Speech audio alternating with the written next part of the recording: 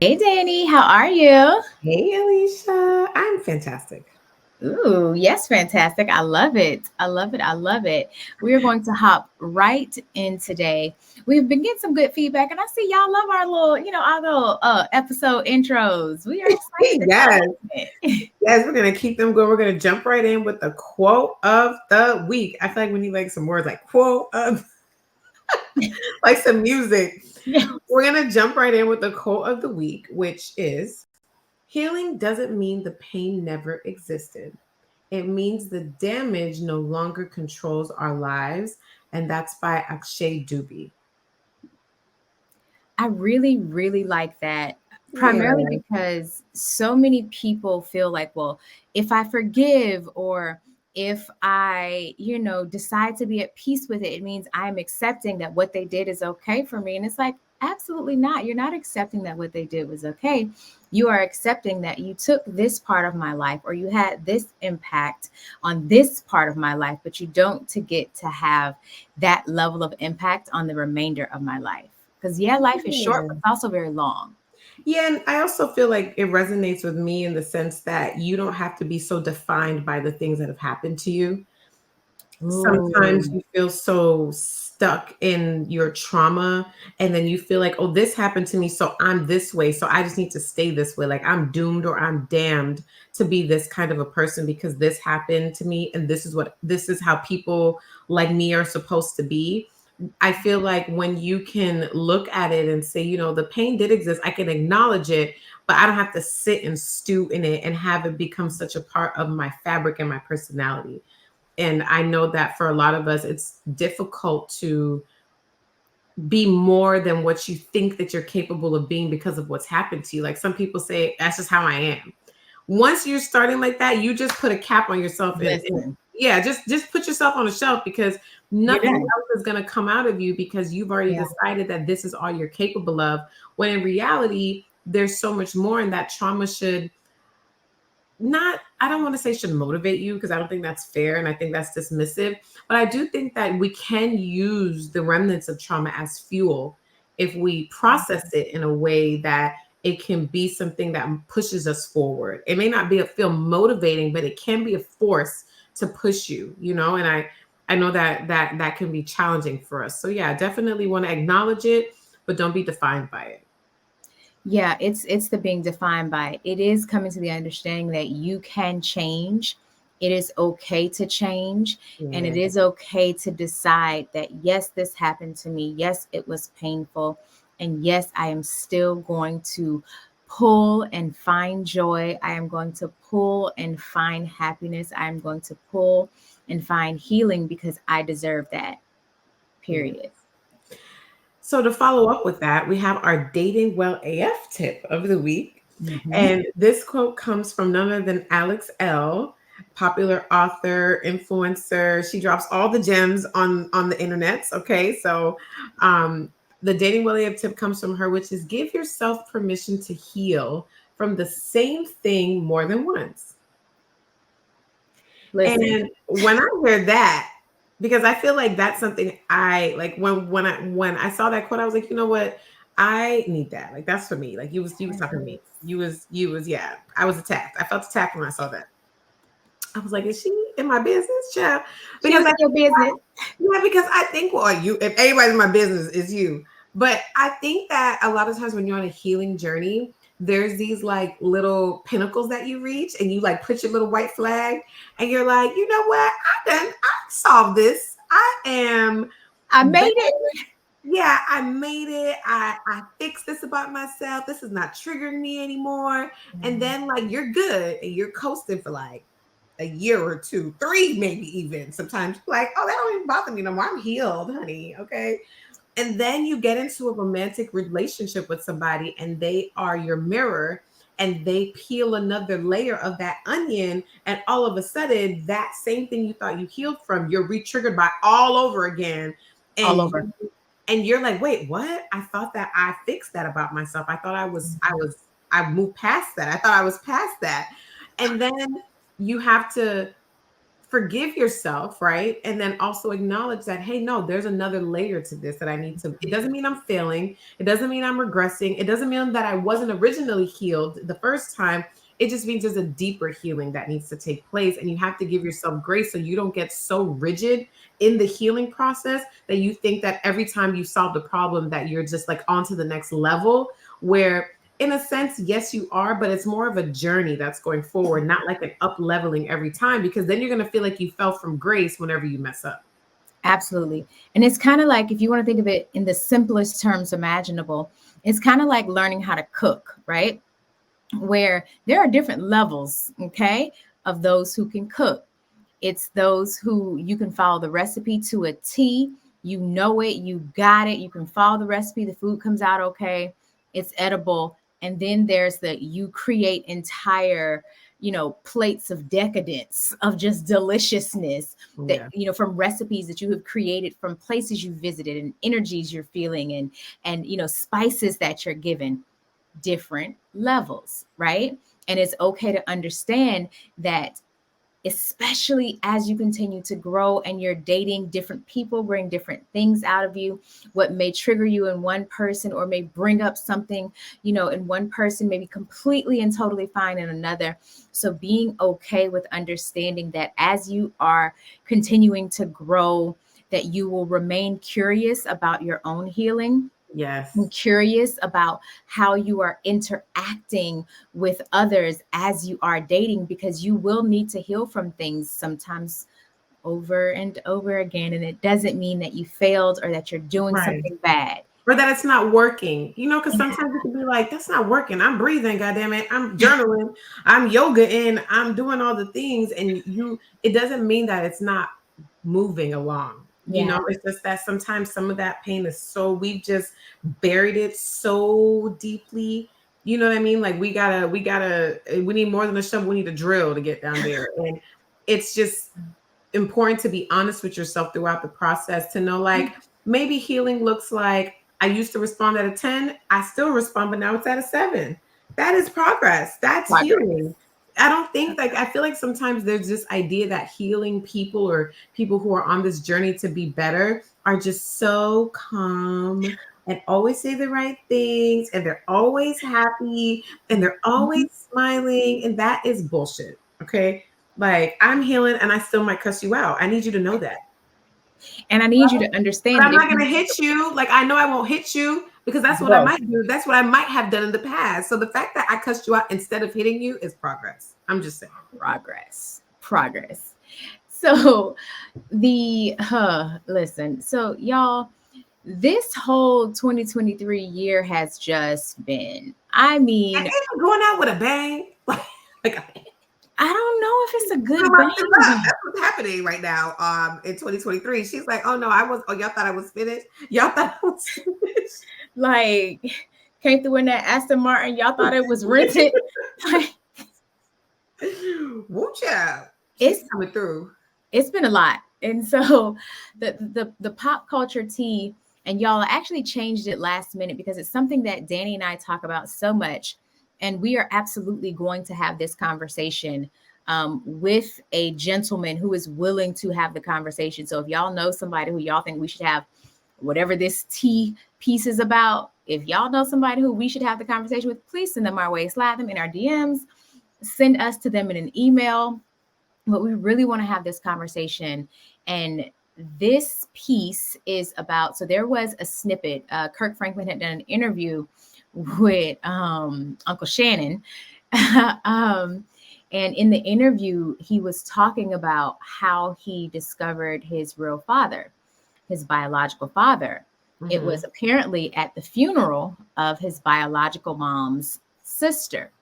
Now, as we know, Kirk Franklin's biological mom, and this is stuff he shared, so we are not uncovering anything, but Kirk Franklin's biological mom had him at 15. The person who she had said was his father, apparently he had passed away. But then at the funeral, his bio mom, there was some, church gossip, and the church gossip was the man who eventually was found out to be Kirk Franklin's biological father said, I didn't know this person who had passed away was Deborah, which is his biological mom's mom. I didn't know that was Deborah's sister. Oh, I used to mess with Deborah back in the day. Yes, they were in church having this conversation, but that's neither here nor there, y'all. And so he said, And then they looked at how the young man looked and how Kirk looked at his hands, his height, all the things.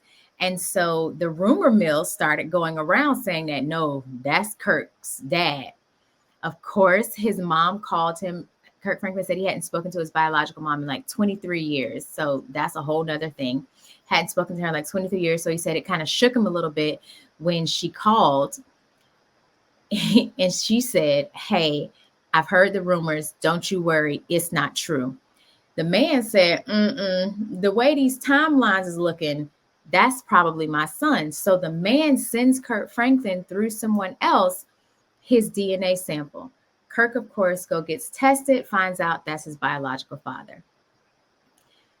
They meet up. The mother denies it after the first DNA test, the biological mother. So him and his biological dad meet up. They get tested again for her.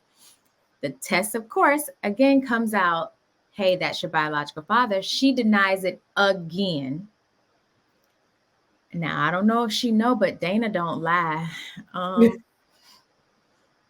Just, Okay. And so the gist basically is Kirk Franklin was like, this has been now kind of like a train wreck that has now come through his life, and he doesn't know how to process it. He doesn't know how to, because he said he hasn't spoken to his biological mother. He said he hasn't spoken to his biological mother since that time. He does not know how to speak to her. There's so much hurt. You could see so much hurt and pain in that interview when he was talking about his experience and how much pain he was in knowing this, and her still denying it, even though she was met with proof. And what it kind of brought up, which is where a lot of communities really do need healing, it's understanding that mother wound. There was a quote, and Danny, I think you've said it quite a few times, centering around a mother being absent or causing harm in a child's life has far reaching or far more ramifications than a father. Not at all saying that we do not need daddies. We absolutely need daddies. Y'all should know I'm a proponent of fathers being ever present in their children's lives. And also, it's something different that happens when your mother is toxic, is unhealed, is full of trauma, and who intentionally hurts you. There is something different that happens. Yeah, it hits differently, literally. It really does. There have been so many like studies that have shown even the relation of the prevalence or the presence of the need to be like a serial killer or a sociopath or even a psychopath. They've linked many of them to what we would call mommy issues in a non-medical term. So yeah, that's a very, very real thing. And Kirk Franklin has been very open with his issues of pornography addiction, womanize, like all the things that he's been open to, that he has been open about. The struggles that he has definitely links to, his issues with his mother. And not to say that his father, the absence of his father doesn't play a role, but it's just, I always like think about this, but I never have said it publicly because I know it's a sensitive thing. But I feel like as mothers and mothers in general, there's this like desire where we all want to feel honored and revered and respected, and we want our just due for all the work we put in. But I do think that there needs to be a conversation about accountability as mothers. And yes, we do hold all this power, but with great power comes great responsibility. So it can't be like, I want to be the most important, and I want this day, and I want this honor, and I want this reverence, and I want this respect. But then you don't want all the stuff that comes with that. Like, you don't want the accountability. You don't want to like help to be held responsible when things don't go well. Like that's not really how that works. Like, if you're the bee's knees, you the bee's knees across the board, and you are going to be responsible for any damage that occurs as well for something that you're taking care of. Yeah. So with this pop culture tea, what we want you to take from it is understand that if you are a mother, or if you are mothering, if you are the guardian of a child, you literally hold the next generation's outcome in Yes. your hands, in the palm of your hands. And I say it all the time, I do not like motherhood. I don't think I will ever like motherhood. I am not going to say that nicer or pretend like, oh no, I'm just joking. I don't like it. I don't like it because of the level of responsibility, how much pressure it is on women, the level of support, especially here in the United States. And also, even in my dislike, I am so sure and so intentional about how I raise my child, how I show up for her, how I show up for children who aren't even biologically mine. It matters so much because we literally get to decide what the next generation looks like. Yeah. So, in spite of your feelings about a thing, in spite of the trauma that you have gone through, if you decide to bring children into the world, it is your responsibility to work through your traumas and your triggers so that you Absolutely. can raise humans that are not so damaged and traumatized that they terrorize the rest of us. Yeah, and it can't just be this idea that, oh, and why is it all on us? And why? It's because you hold the power. That's why. Yeah, It is mostly on us. Yes, fathers are very important. They're very absolutely. instrumental. But as these life bringers, like we birth these children into this earth and onto this planet, you have to understand that you hold all the power. And with that is going to require just a little bit more. It just does. I Yeah, know we're doing the most, we but are. the intentionality is so so important, and not just the doing, but it's about the being the mother. And I think especially as American women, we're very wrapped up in the doing of motherhood. It's all about how many soccer games, and how many piano recitals, and how many meals you can cook, and how much toys you can pick up. But what about just the being and presence and intentionality of what it means to show up as an exceptional mother? The world would be very different if we were all exceptional mothers. And the truth, the fact of the matter is that that is not the case, because we can tell by the state of the earth. Okay, the world is a reflection of motherhood, and the fact that the world is going to shit has something to do with mothers, especially the mothers of boys who are raising weak men who don't know how to control their emotions, how to regulate their behaviors, and how to appropriately use their power for good. And that is where, because I know we're going to have the women who are like, well, what about the daddies?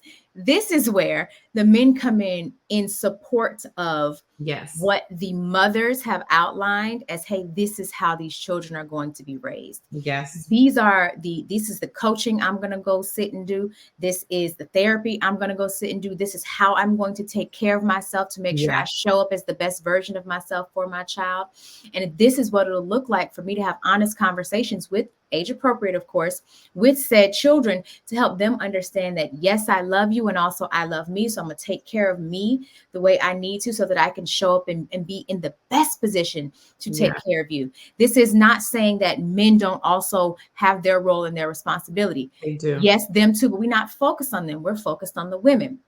I can only speak towards a woman's role because that's what I am. Last time I checked. So, for the mothers, you owe it to yourself and you owe it to the future of our generations to figure out how to show up and properly raise these children, because the damaging and lasting effects that it has.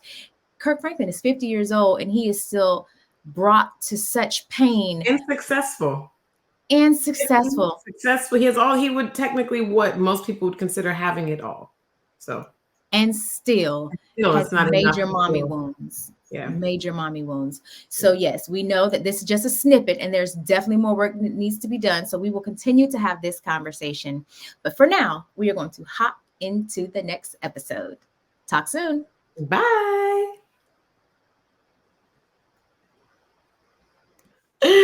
Well, I am just super excited to jump into this conversation today, because it's a conversation we've never had before. We've never Nope. even really touched on the subject before. And No. when it came into our orbit, I thought it was the perfect conversation to have because it's definitely something I'm super interested in. I know it's something that you are super interested in. And I think as a community, we are being more informed and more Mhm. open Yeah. to different methods and modalities of healing. So it's so important to have these conversations around healing and just understanding that, prayer is nice, but and the church is great. And there are so many options that we have been raised that have been presented to us as healing, but there's a world of healing now that's opening to us. And I Yeah. think it's important that we really learn to understand what's out there and how it can benefit us in ways that we just didn't think was possible. Absolutely. So we have poet and author of Who Am I? Vulnerability Equals Powerability. Yes, title. Nicholas Jordan Moore is joining us today to talk a little bit about using psychedelics to heal deep trauma, and I'm sure so much more. Welcome, Nick. How are you? I'm doing fantastic. I appreciate y'all having me. How are y'all doing? We are doing well. We're excited to talk to you. I was just saying that I'm now newly a mother of two, and it's very challenging. And I just, am interested in different ways to manage the challenges that can Mm. come with raising children. Because there are all the challenges. I think, and maybe it's that I haven't read the books, because I'm not going to say we don't talk enough about it, because people are starting to say that a lot, right? And so it's kind of becoming numb for me. And also, maybe I haven't read the books, but people aren't telling the truth about how traumatizing raising children can be. That's a Um, lot. while still trying to parent yourself, while still trying to heal your own childhood trauma and not traumatize these tiny humans. And it's just like, okay, even if we take out the whole parenthood piece, how and who was going to tell me that adulthood was this wild? Like, this is a wild time. And maybe it's just me. Maybe I got special needs and I'm a little slower than the rest of us. But this is a challenge. Yeah, it is. So It is for sure. jumping into this conversation is one I am super excited about, especially because I know there are a number of our listeners, myself included, who have experienced some pretty deep trauma. And it can be challenging to work through and process all of that. But now we said a few of your titles earlier, but we want to, and this is a question that we ask every single person on the podcast, because we have so many multifaceted folks, is outside of all of the titles, and the roles and the things that we do, who is it that you say you are? I'm just another messy human just like y'all. We're all down here having this human experience, and this human experience can be really confusing and difficult at times. I believe personally the way that we can truly connect more and grow and heal is to embrace vulnerability in our lives, to Yeah. really have conversations about things that most people just aren't talking about. Danny, you're doing great being a mother of two. I don't know your situation, but just like y'all said, we're all children. Our inner child still need to be healed. And now we're trying to raise this future generation. And I believe personally that the way we raise a better future generation is to take off all the masks and really let ourselves be vulnerable with our children as well, and Mhm. not hide our mistakes. Really tell them about all the messy parts of what we've done throughout our lives, because I'm not sure about y'all, but the way I grew up, my parents thought the best way to raise us was to act like they are perfect, to not tell me about any of the mistakes that they made. Like my dad was divorced and he hid that from me. He had a tattoo on his back that he told me this long elaborate story that he got cut by some farm material. So all these things that, all right, the way I can raise a better child is to be a perfect dad and to show my kid that I'm perfect, when it's the exact opposite. We got to Correct. embrace our imperfections and be real about it. So yeah, I'm just like Absolutely. y'all. I'm just trying to figure it out. I know. We interrupted at the best part, but hear me out. Dating should not be this hard. Let's be honest. We've all said it at least once that the dating pool has pee in it. It has to. After dozens of dates, too many failed relationships, engagements, marriages, and even a divorce, we decided it was crucial that we find ways to be better at attracting the partners that we desire. So we did just that, and we created the Dating Well AF course. It's specifically designed to show women how to date with intention and in alignment with their desired type of lifestyle and experience.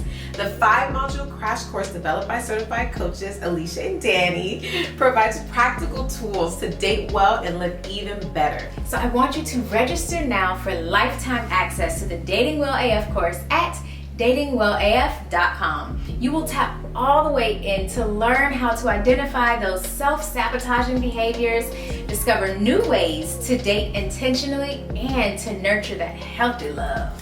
Remember, one of the most important life decisions you will ever make is who you decide to make your partner. Make the choice well and visit datingwellaf.com. Now, back to the episode. I figure it out. We're all doing our best, and I hope that everybody can, through this conversation, have more compassion for not only yourself but for everyone that you come in contact with, because we're all hurt children inside trying to figure it out. Yeah, and sometimes in that trying to figure it out, we mess up. Obviously, like that's just a part of trying to figure it out, is we make all these mistakes, and sometimes we start to become this other version of ourselves that we don't even recognize anymore. All the trauma, events, experience, things happen, abuse happens to you, and it can sometimes start to chip away at who you really are. And then you get to a point where, like the saying goes, when you get really tired, you'll change. Like you just get sick of yourself. And then you're just like, okay, what is the next chapter for me? What do I need to do to start enjoying this life? And how can I curate a life that I really want? But when you've been through so much and you feel like you're in like a loop, and when you feel stuck, figuring out where to start gets so challenging. Like you feel like there isn't an option to do better. And I think a lot of times, even people who end up committing suicide, a lot of the things that they would say is that they start to feel hopeless.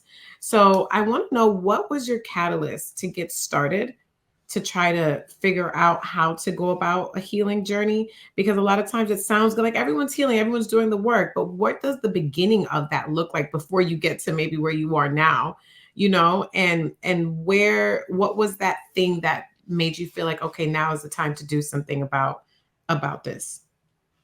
Sure, Danny. And most of us, we really don't embrace change until we've hit some sort of rock bottom.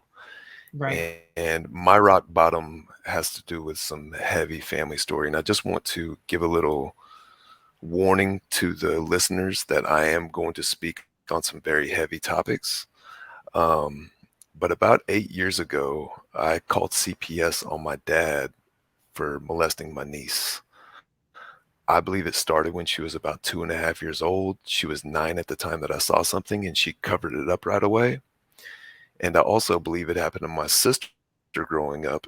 And I believe my sister has, in some ways, somewhat covered for my dad molesting her daughter. So, of course, a lot of my mom's still with my dad. My sister, of course, refuses to believe it. My brother refuses to believe it, even though there's been a lot of things that have been somewhat swept under the rug during that time period. And I was really upset with God. I grew up Christian, and don't get me wrong, I still love Jesus. I'm more certain now than ever that, he walked on water, he performed miracles. But do I believe that humans somewhat, messed up a little bit of that message for the sake of greed and power? Absolutely. Absolutely. Yes. I'm glad we're on the same page with that one. Yeah. It's why I don't do religion or church now. Jesus is my guy. Jesus is my guy. I'm with you. Yeah, that's great. And I was looking for answers. I was suicidal, just like you just mentioned. I felt like I had been trying to do the right thing for a long time. I felt like I tried to right some wrongs that I had done throughout my life. Mhm. And I'd done a lot of things wrong and hurt a lot of people. And, part of my story is really reflecting on a lot of those things that I did and owning up to them. But I wouldn't have had the courage to be as vulnerable as I am in my book if I wouldn't have had this experience of this psychedelic healing. And where I started, again, at this point, I was teaching high school geometry in Texas. I was super depressed. The kids at school wouldn't have known I was depressed. I've always been into leadership and optimism and things of that sort. Um, but secretly, I was hurting. My family was broken apart. Just everything I knew, it's like, man, I'm trying to do right, and it feels like God just keeps on kicking me in the nuts. Like, what's the point of all this suffering? What is the point? Why did He create me if I'm just going to keep on suffering? And Mhm. one of my friends suggested some magic mushrooms one night. I had taken some in college, but it wasn't quite enough to have a true full experience. And this time, I'm like, sure, whatever, man. I was down for whatever. And this time I did it right. I did it on an empty stomach and ate the right amount. And I remember when it first came on, I had such a strong upcoming that I had to like go lay down on my bench outside, and I closed my eyes and I'm seeing this green wavy grid, and my mind just started racing, but it was calm at the same time. And this was the first time that I started asking myself, who am I? Which, you mentioned is the name of my book. And I remember I was crying at the beauty, but I was also feeling like I was having some sort of interaction with God, the universe, the creator, whatever you want to call it, Jesus, Buddha, Krishna, all of it.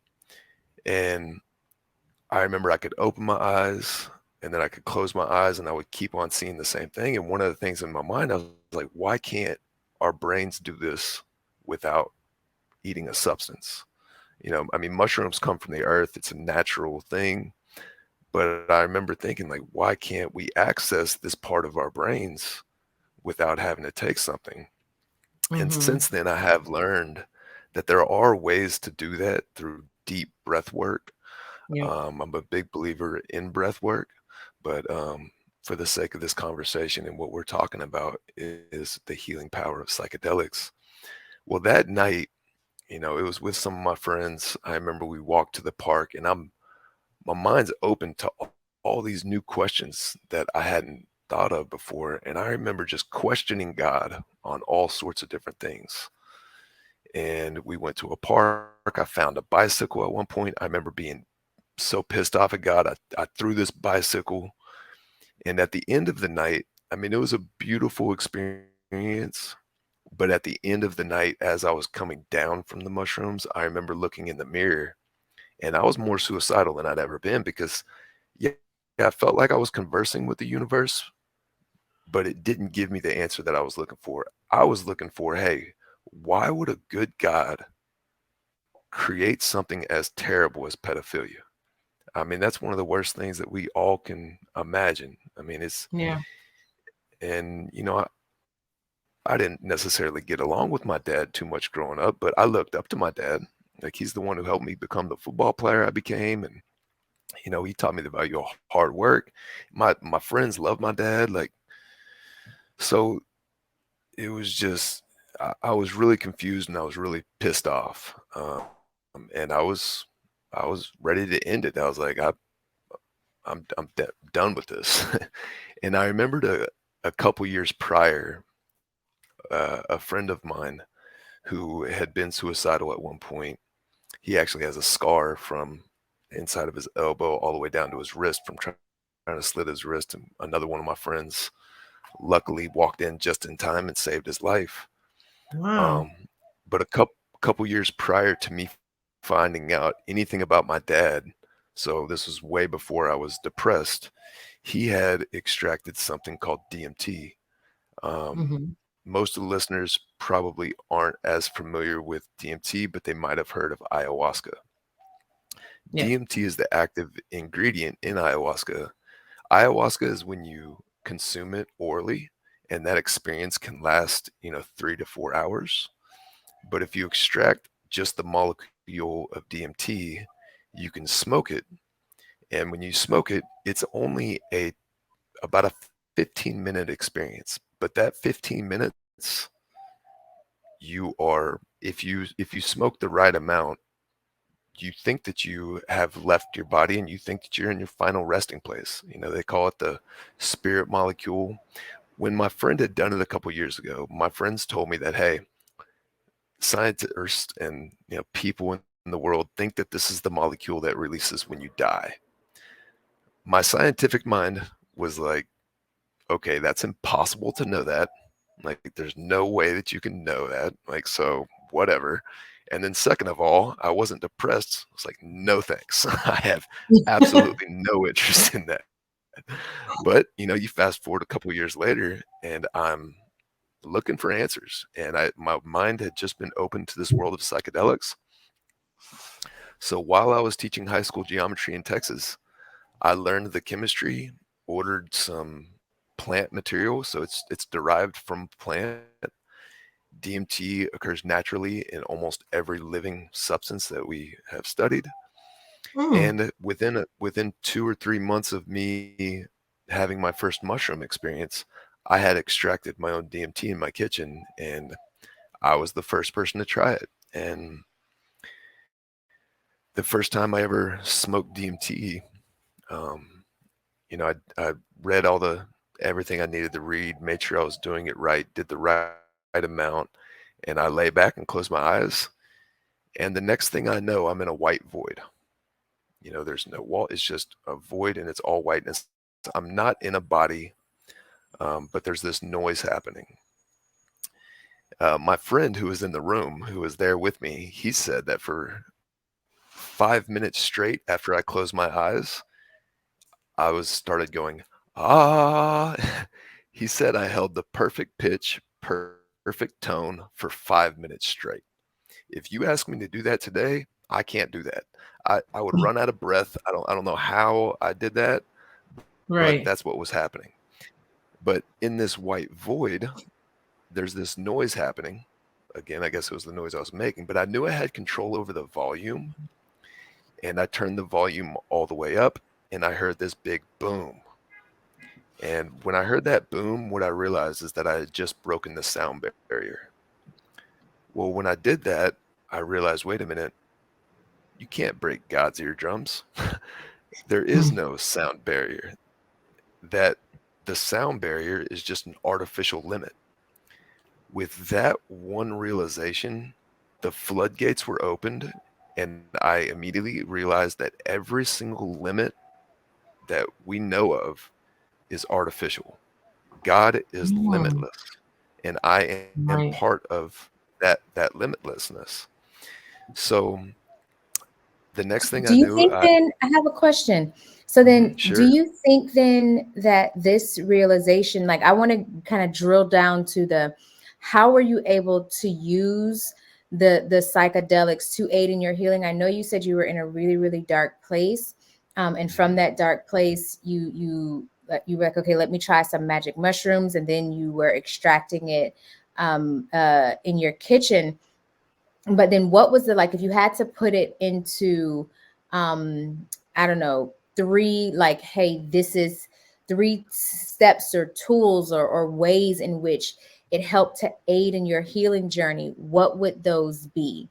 Like how did the psychedelics actually aid in your healing journey? right. Yeah, as opposed to just But like, I think a lot of times when people are thinking about it, they're just thinking about being high and feeling mhm, good in that moment. But I yep, heard you say like you started asking questions, and mhm, anyone that's been on a healing journey knows that like the quality of the questions you start asking yourself Yeah. determine the quality of your life and determine, how your healing kind of unfolds. So I love that question, Alicia. Yeah. How did it translate from I'm high and I'm asking questions and I'm seeing things, but now I'm starting to like heal some of this trauma? yeah, that's a great question, Alicia, and you hit it spot on, Danny, as far as the quality of the questions. Well, the questions that I had were, all right, what is the point of all this suffering? And why would a creator creates something as terrible as pedophilia? Well, when I came back to my body, I immediately knew that my dad had to be him for me to be me, that the darkness has to exist so the light can shine. I didn't know at that time that I would be having this powerful poetry that I have to share with people. Um, I bring at least one person, or on average, one person to tears every day, because what I do is I'm walking the beach of Waikiki every day with a sign saying free poetry, and I'm sharing my gifts with people and signing books for people.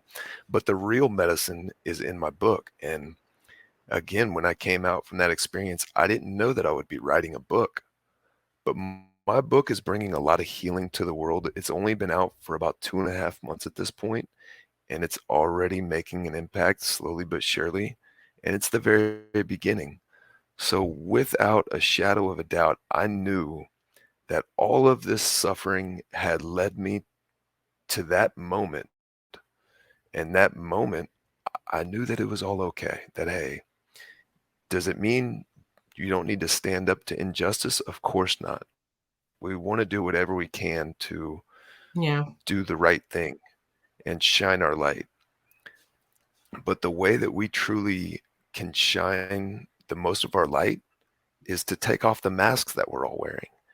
And something that psychedelics can really do is it helps us zoom out from our little individual lives, because we sometimes we get so caught up in all the little things and we stress about stuff that in the big picture really are not that important. This Mhm. little life that we're living is going to be over with before we know it. This is a little blip in time. The reason why I'm able to write about really embarrassing things and really terrible things that I've done is because I know that I, this life is so unimportant that it's okay for me to tell everything, because I know without a doubt that we all have it. And the more open and honest we can be about the hard things is the way we're truly going to connect more, grow, and Yeah, heal. So, yeah, definitely. hopefully I that love that. answers a little bit of your question. Yep. Yeah, no, that's a great answer. It's just like it gives you perspective. It's very different when you're in it. You can't really see everything and all the moving parts, but when you're above it or when you can kind of zoom out, like you said, it gives you a different angle to maybe look at things. And then you can start asking different types of questions.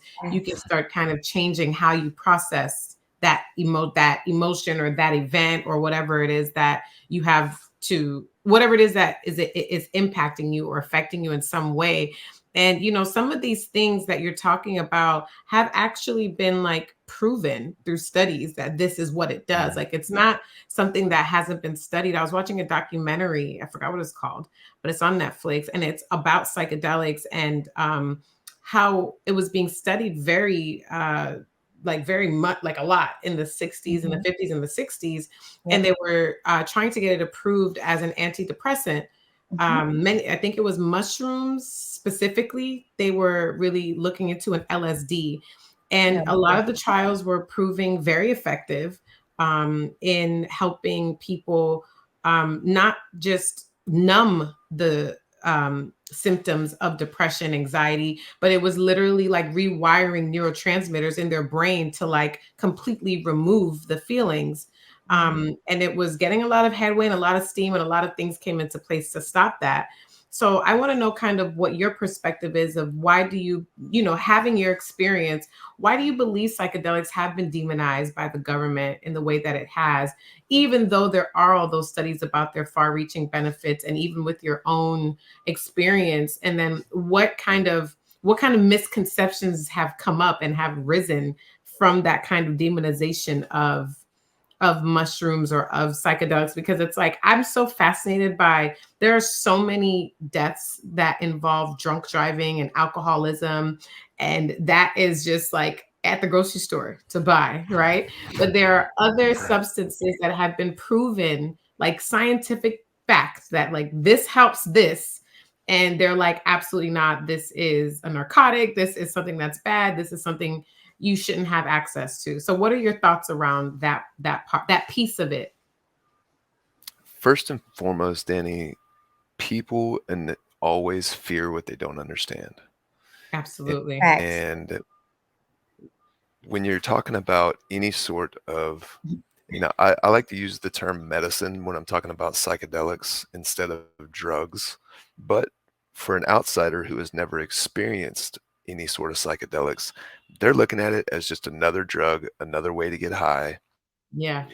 And to their point, um, there are people that, and I would be lying if to say that I haven't used psych like taking LSD or taking a little bit of magic mushrooms to go to a dance party and have fun, at night. So I've used them in that sort of way. But just to your point, if you're comparing these things to alcohol, I mean, every day so many people are dying of alcoholism, drunk driving, all sorts of Mhm. terrible things. So we know how Yeah. terrible alcohol is. And can anything be abused? Yes. Can psychedelics be taken in a way that's not necessarily for a healing purpose? Yes. And maybe some of the hippie movement, when you see, hippies that aren't showering and, there's this whole, the people just don't understand. Then you have these strong Christians that are saying, okay, well, my son had a LSD experiment or experience, and now he doesn't want to go to church anymore. Or, there's all sorts of reasons that they are going to demonize it. But the biggest thing is that we fear what we don't understand. Um, but to your point, the science backs these things up big time. There are so many people that have came out of depression, came out of PTSD, and it helps them zoom out to be able to see things from a new, higher perspective. And just Absolutely. because, like in my life, for instance, so just because I had this awakening experience or I had this come to that, okay, everything's okay, my dad has to be in for me to me, that doesn't mean that life is going to stop happening. As long as Right. we're Yeah. as long as we're in these physical bodies, ups and downs are going to happen. Hmm. It's not about just removing the ups and downs. It's not like, okay, I take this medicine or I do this and then life's just going to be easy. The ups and downs will always continue as long as we're still here. It's about the art of riding those waves. And Absolutely. Oh yeah. Absolutely. I Yeah. always do that. I call it swimming. I'm learning to swim to shore faster. Like every time I get thrown out by a current or some crazy shit happens, it's not about me avoiding it. It's about like, okay, this happened. How do I get back to shore faster and faster every time? How do I move through this faster and faster every single time? So definitely I'm on board with that. I say that all the Yeah. time. Yeah, for sure. I know, for me, so in a lot of the studies that were done, LSD was used to treat depression and post-traumatic stress disorder, drug dependencies, including alcoholism. And it also helps to, reduce the anxiety in patients who do have, life-threatening diseases or are, getting to the end of their life. So like end of life care. But one of the things that people do harp on who are against things like LSD, mushrooms, and things like that is if you are using it in a more experiential type of way where you're just using it to have fun, it also is proven that you can have bad trips. And those bad trips can be not only traumatic, but it can cause some long lasting effects depending on how bad of a trip you have. Mm. And so one of the things, um, or that honestly is one of, when I was doing my research, that was one of the major things that folks were using, especially those who believe so much in morality. And I put that in quotes because morality is super subjective. Um, but for people who believe a lot in morality, that was one of the major things they would say. Well, if it's so good, why does it cause this? And I always like to preface it or kind of come back with people to say, well, if you drink too much water, you drown. Anything done in excess can be harmful. So for me, when I was trying psychedelics myself, so I too have had an incredibly traumatizing upbringing. There was actually a lot of pedophilia around me as a child.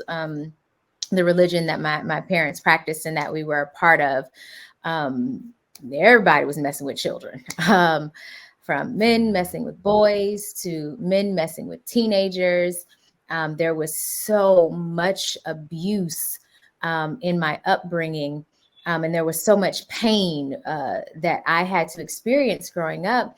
I had carried that for so long. It kind of, for me, it was second nature. Like, okay, pain is what we do. Like, that's just what it is. You take a licking and keep on ticking.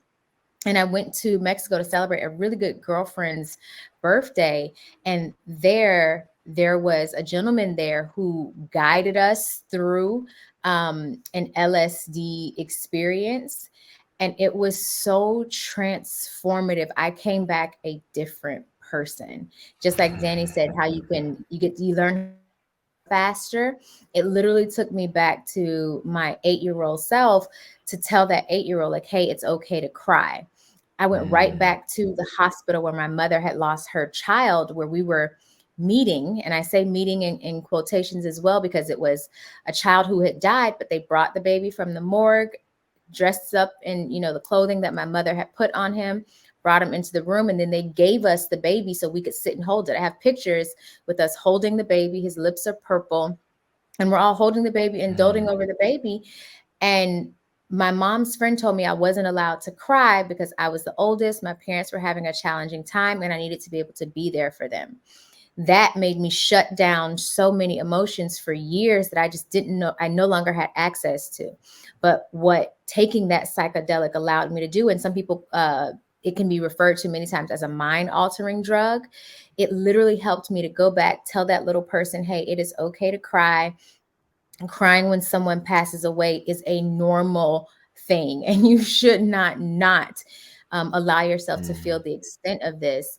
And so my question is when it comes to deciding how you or if you are going to use psychedelics to heal some of the deeper things that you've experienced, how are some more healthy ways to kind of explore that? Because like I said, for me, it was so transformative because of how it was introduced to me and how I explored it. It was a guided type of a trip.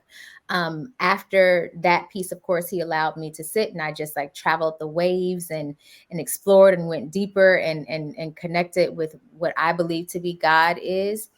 But how would you suggest one would start if they are interested in exploring psychedelics in a healthy way? Alicia, first of all, thank you so much for sharing that story. That's a really powerful story to share with the listeners. Just like you said, if you are struggling and you're looking for answers and you haven't found these answers in counseling or a therapist or all the different ways, and if you're ready to start exploring this world, then finding someone that you trust that has, again, like a shaman or someone that can guide you. Set and setting are so incredibly important. The majority of these bad trips that people experience, usually they're somewhere where they're not comfortable, or they're around people that they're not comfortable around. And that Absolutely. can the most important part of doing or exploring into a very deep psychedelic experience is having the ability to fully let go. Surrender is the most powerful position that we can possibly be in. If we're really going to dig deep into our healing, we need to feel very safe. And hopefully, I know that there are some places in the world that you can go and do this legally with shamans. And, there was even the documentary on YouTube, DMT, the spirit molecule, where people were going to a doctor's office and he was injecting people with DMT. And people felt really safe there because, hey, you're in a doctor's office. And if something's going wrong, and that can be one of the most fearful things that happens if you are in a really strong psychedelic experience, is that people think, oh no, I think I'm going to die, or like, I think I'm dying. Mm. And ultimately, we are not our physical bodies. And a strong psychedelic experience is trying to get you to let go of your physical body so you can really, zoom out and see things from a higher perspective. Well, if you're doing whatever you can, and it's natural for our minds and our bodies to not want to leave these physical bodies because that's a scary thing. But if you're in an environment that you feel very safe and held, then you feel much more at peace to, hey, everything's okay. I can let go. My body's fine. Nothing's going to happen. Mm. Um, so, are there a lot of places, sadly, in the United States that you can do these types of things? Sadly, not. And Alicia, I do want to speak on, there are people that claim to be things that aren't necessarily that. So do your real research. Talk to other people who have been to that place, that have taken this medicine with this person. Make sure that, bring a friend, a loved one. Whatever you do, just make sure that, okay, I feel safe in this place. This environment feels very comforting to me.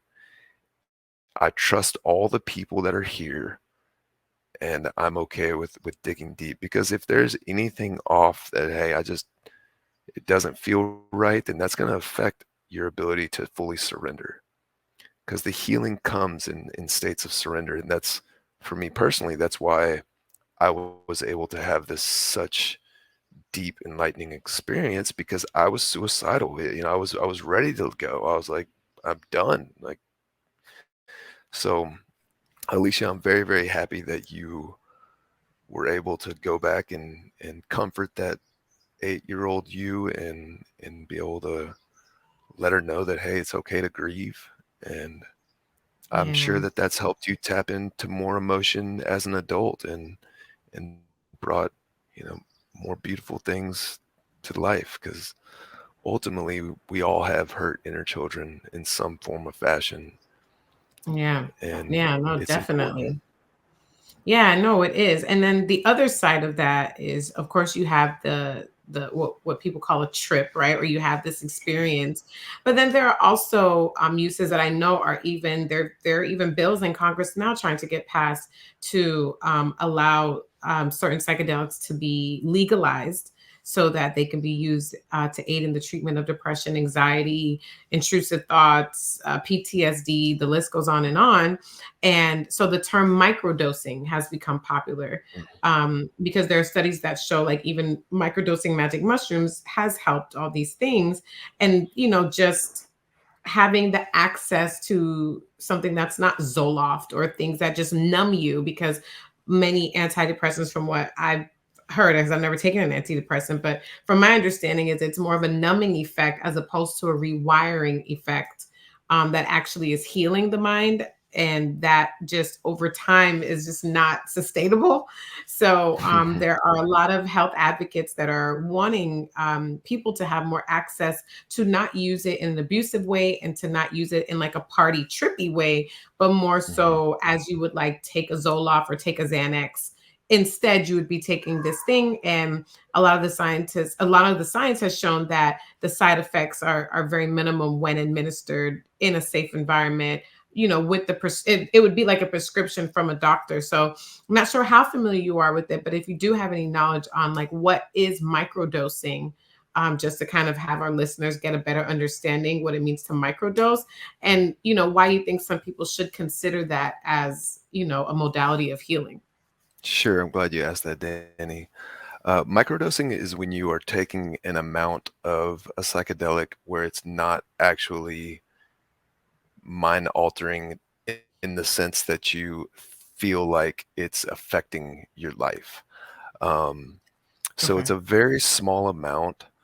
Mushrooms are the most popular thing to microdose, but people have done it with very, very, very tiny bits of LSD. Um, just like you said, the pharmaceutical world, they will continue to prescribe, and they're just hungry for money. And that's one of the reasons why a lot of these things have been pushed aside, is because it's a game of money, and there's so much Right. greed and power out there. Now, I'm assuming that if you talk to anyone that has been on any of these pharmaceuticals, such as Zoloft, like you mentioned, has their depression actually been cured? No. I've never heard of actually anyone having their depression cured by taking Nope. pharmaceuticals. It just numbs them, it makes them tired, and it just, yeah, it's a numbing agent. You're not actually addressing the issue. Yeah. Now, these deep psychedelic experiences, like Alicia was describing, that can be a one-time knock it out, but you need to really trust where you're at, trust the people that you're with, know the amount Because you're it did knock taking. it out.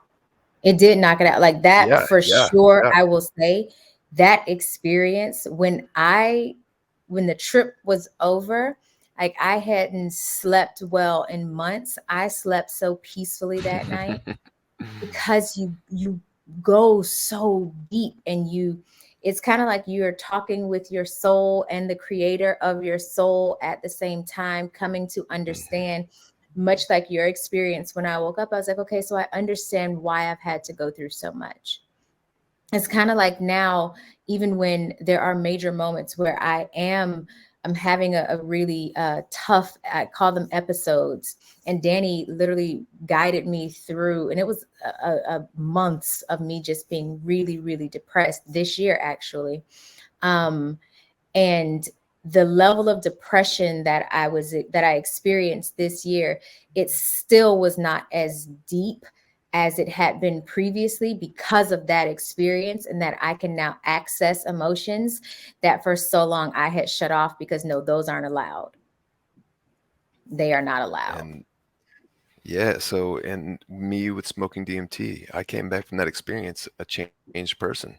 I slept Yeah. great that night. I was like, okay, Yeah. everything's fine. And it clicked. So those deep Hmm. experiences and pharmaceuticals, your depression is going to continue. So you're going to stay on those pharmaceuticals for the foreseeable future.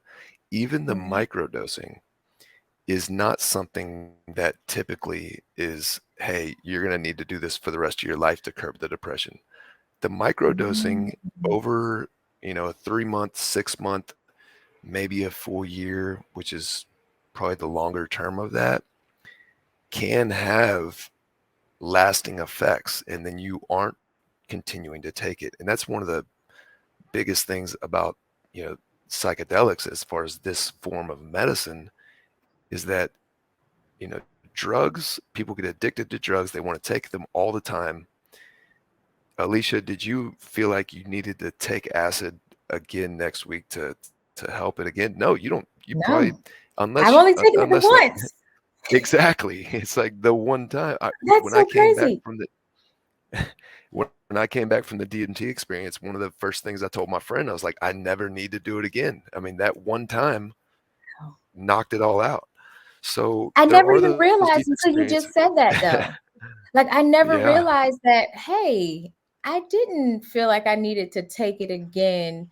Now, there's some other stuff that I would love to process that I'm probably gonna, maybe try something else. But Mhm. you're so right. There's not an addiction type of energy that comes with it. This isn't that. And for the Mhm. folks who are listening, who are wondering, like, okay, are we, pushing drugs? That is not what this conversation is. This conversation is about identifying the places and pieces and parts of you that you have not been able to touch, to heal, to work through in all of your other modalities. You prayed about it, you've therapied it, you've yogaed it, you've exercised it, you've deep breathed it, you've done all the things. It's for us. we will have to deal with our triggers and our traumas so that we can live full lives. And this is another option that you can utilize under, of course, the guise of someone who you trust, because I was in such a safe place. I felt so safe. The person who was walking me through it, I knew no matter what that I was protected. And so it was such a life altering experience in the best ways. I just like you, Nick, I believe that if you are going to go down this path, make sure you do your research, and this isn't something that you go into ill-advisedly. Yeah. And Danny, as far as getting back to the microdosing, the microdosing is not something like the pharmaceuticals that is a forever thing. This is something that, all Mhm. right, I'm going to try this for 3 to 6 months, and I'm going to open my mind up to see how this affects my daily life, and Yeah. hopefully that it triggers something and just gives you a little bit of a higher perspective, and just know that, hey, it's all okay. I don't need to worry about all the things that I've been worrying about. And Mm. a lot of times we need to dig back into the trauma, to really Mm. truly heal the wounds. We have to open those wounds back up quite often.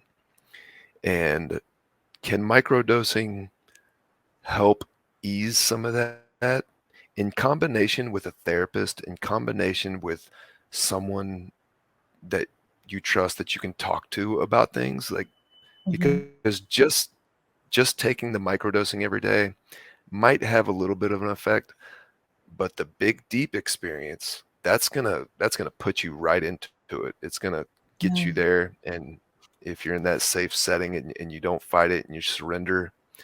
Yeah. But to go along with the microdosing, I do believe that having some other thing to benefit that along with it, well, unless you're probably gonna have some high hopes with microdosing alone, and it's not fully gonna tap into what you're needing to tap into.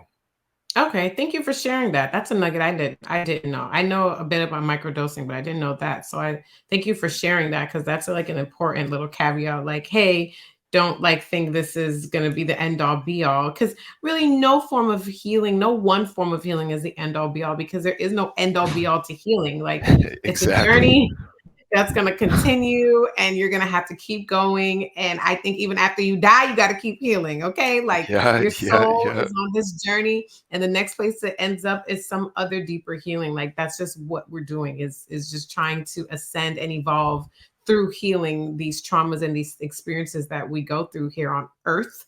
So, I love that there are all these options. And I just wanted to open up our audience. And I hope you all listen to this with an open mind to just some of the other forms that are out there that are not drugs for rock stars, right? And, hippies. And, there are options for you that you probably didn't even think of and that can be administered safely in safe environments by people who know what they're doing so that you can just at least explore some other ways that you can evolve. Because I just think that, especially for Black people, it's just something that like we just have no. I don't know if it's not the access to it or we just don't have as much knowledge about that stuff. It just seems like that's something for like everybody else.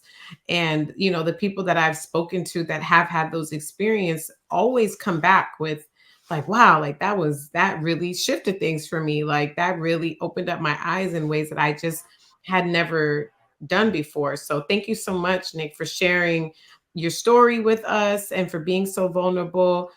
His book, Who Am I? Vulnerability Equals Powerability, is available to purchase. I'm assuming on Amazon. Yes. It's on Amazon, and if you are more of a listener rather than a reader, I'm also on Audible. And if you want to listen to me read to you for about 8.5 hours, then you can download my book on Audible.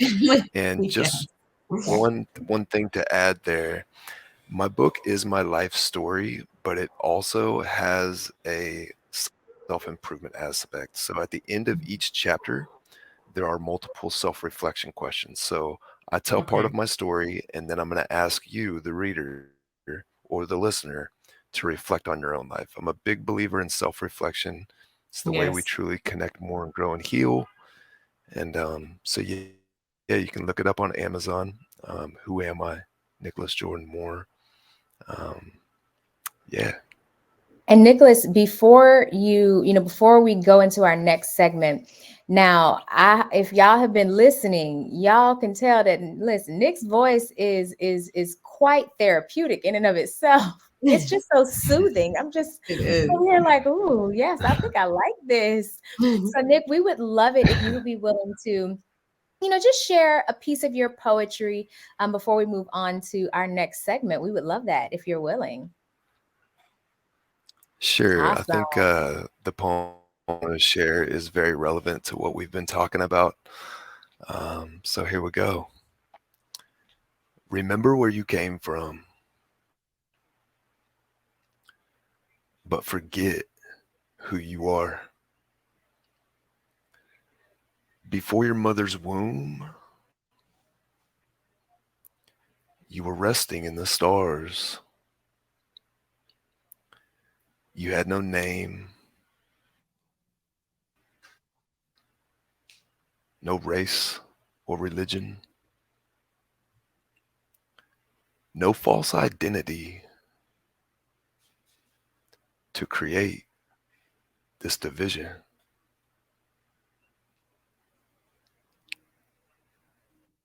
All right. Hope y'all Thank enjoyed that. you. Thank you for Thank you. sharing. Yes. Thank you. Yeah, Thank you. we're So we're really we're quickly. all in this together, and the Yes. more we can connect, the better. Absolutely. Absolutely. Well, really quickly before you go, I know this was one of our deeper conversations, but we like to have a little fun too. Okay. Just a So little bit. that, yeah, so that we can All leave right, all right. on a lighter note. So we have our this, that, or neither rapid fire segment. And we're going to give you two options and you can say, which one it is or just like neither of them. So the first one for this, that, or neither is house or condo.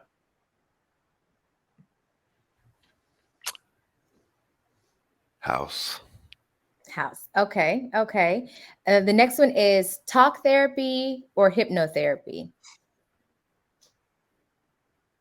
Talk therapy. Okay. I'm all about vulnerability and having real tough conversations. Real tough conversations. Ooh, we need so much more of that in this country. City life or country life? Yo, this one's tough. Since I'm living in the city right now, I'm gonna say city, but I imagine I'm gonna move to the country on the big island of Hawaii at some point. I live in Honolulu, by the way. Nice. Okay. So then, speaking of Honolulu, oceanside or mountain view?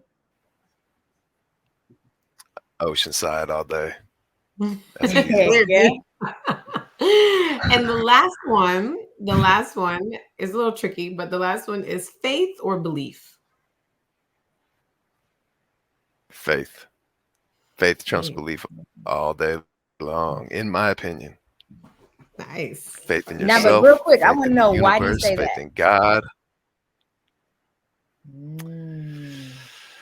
Um, Faith is something that the mind truly can't, or logical, it's way beyond logic. Faith has nothing to do with what we can see, what we can feel, what we can measure. It's beyond all that. I Yeah. believe that y'all are within me right now. Like y'all, like I'm looking at reflections of me. Like y'all are me. And there's no way to prove that. There's no measurement that we can do, but science reaches an end at some point, and they can't go any farther, and that's where faith really sets in. And a lot of the things that I believe are truly based around the faith aspect, and having faith in yourself is one of the most important things but having faith in the creator that created that self, that you're here for a reason. If you're depressed, if you're feeling down, try to remind yourself that, hey, if you're in a body right now, you're here for a reason.